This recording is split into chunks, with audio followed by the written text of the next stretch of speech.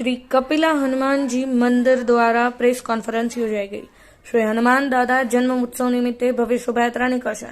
મહેસાણા શહેરના રાધનપુર રોડ પર આવેલ શ્રી કપિલા હનુમાન દાદાના મંદિરે શ્રી હનુમાન દાદા જન્મોત્સવ નિમિત્તે ભવ્ય શોભાયાત્રા તેમજ મારુતિ યજ્ઞ ગો પૂજા, સંધ્યા આરતી, સાંસ્કૃતિક કાર્યક્રમ, દાતાશ્રીઓનું સન્માન, શ્રી હનુમાન ચાલીસા કેન્દ્ર, ભવ્ય લોક ડાયરાનો કાર્યક્રમનું આયોજન કરવામાં આવ્યું હતું।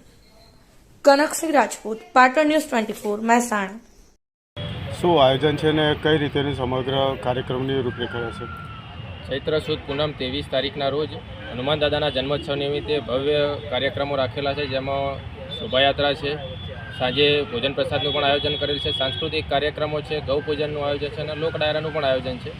સવારે જે શોભાયાત્રાનું આયોજન છે એમાં અમે લગભગ છેલ્લા 2 મહિનાથી જે તૈયારીઓ કરી રહ્યા છીએ ને જે લોકોનો અભિપ્રાયના રિસ્પોન્સ મળી રહ્યો છે એ જોતાં એવું લાગી રહ્યું છે કે શોભાયાત્રામાં 5000થી વધુ લોકો જોડાવાના છે। શોભાયાત્રામાં આ વર્ષે અમે નારી શક્તિને પણ અંદર ઇન્વોલ્વ કરી રહ્યા છીએ, કેમ કે નારી શક્તિનો પણ આ વખતે ખૂબ જ ઉત્સાહ હતો કે અમારે પણ શોભાયાત્રામાં જોડાવવું છે। તો નારી શક્તિની અહીંયા મહાસભા થઈ, તેમાં 500થી વધુ બહેનો જોડાયા હતા અને એમનો ખૂબ જ ઉત્સાહ હતો કે અમારે પણ આ શોભાયાત્રામાં જોડાવવું છે। તો શોભાયાત્રામાં પણ 500થી વધુ બહેનો આ વખતે જોડાશે એવો અમારો અંદાજ છે। બીજું કે શોભાયાત્રામાં હનુમાન દાદાના અલગ અલગ પ્રસંગો રજૂ કરતી ઝાંખી એટલે કે 12-13 પ્રસંગો અલગ અલગ લીધેલા છે, જેમાં વેશભૂષાના પાત્રો ટ્રેક્ટરમાં બેસાડીને આપણે એમને આખી યાત્રા કરાવવાના છીએ।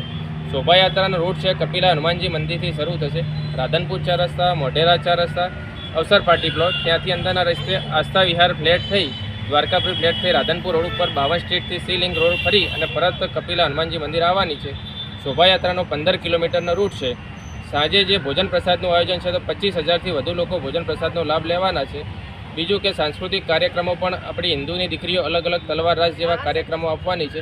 એના પછી ભવ્ય લોક ડાયરાનું આયોજન કરેલ છે। લોક ડાયરામાં જયદીપદાન ગઢવી હાસ્ય કલાકાર તરીકે, ભદ્રેશભાઈ દવે અને નૈયાબેન પટેલ કલાકાર તરીકે ઉપસ્થિત રહેવાના છે। આમાં કેટલી સોસાયટીઓ જોડાઈ છે તમારા?